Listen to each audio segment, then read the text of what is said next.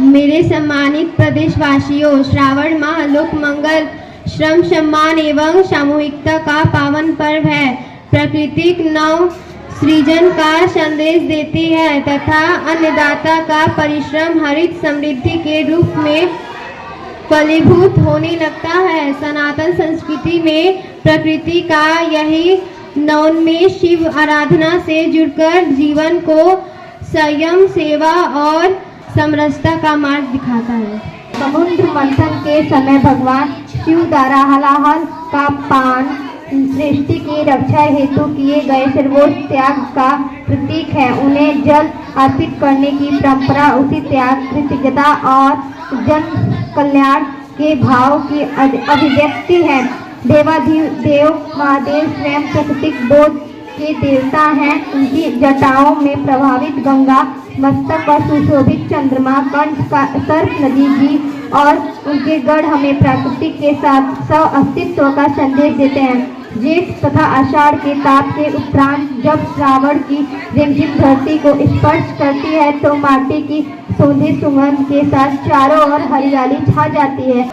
नदियाँ अपने पूर्ण सौष्ठव के साथ प्रवाहित होती है और मयूर का नृत्य सृष्टि के उल्लास का उद्घोष बन जाता है। यही उमंग गांवों से लेकर नगरों तक जीवन में नई ऊर्जा के रूप में झलकती है। श्रावण में ग्रामीण क्षेत्रों में धान की रोपाई के पश्चात सामूहिक श्रम से जुड़े लोगों का सहभोज साझा संस्कृति का जीवन प्रतीक है।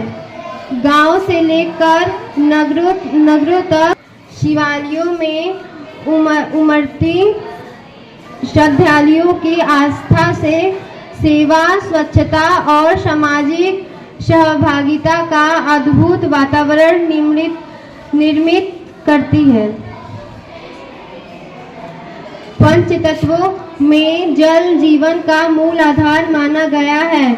जल संरक्षण के प्रति हमारे संकल्प का प्रमाण है कि प्रदेश में लगभग 20,000 अमृत सरोवर विकसित किए जा चुके हैं। जलवायु परिवर्तन एवं अत्यधिक दोहन के कारण आज वैश्विक स्तर पर जल संरक्षण के लिए जन भागीदारी आवश्यक बन गई है। यह सुखद है कि राजधानी लखनऊ की एक आवासीय सोसाइटी ने RO और एयर कंडीशनर से निकलने वाले प्रतिदिन लगभग 50,000 लीटर जल को रेन वाटर हार्वेस्टिंग प्रणाली से जोड़कर भूजल पुनर्भरण में उपयोग करने की प्रेरक पहल की है। प्रकृति से जितना ले उतना ही उसे लौटाने का संकल्प भी होना चाहिए।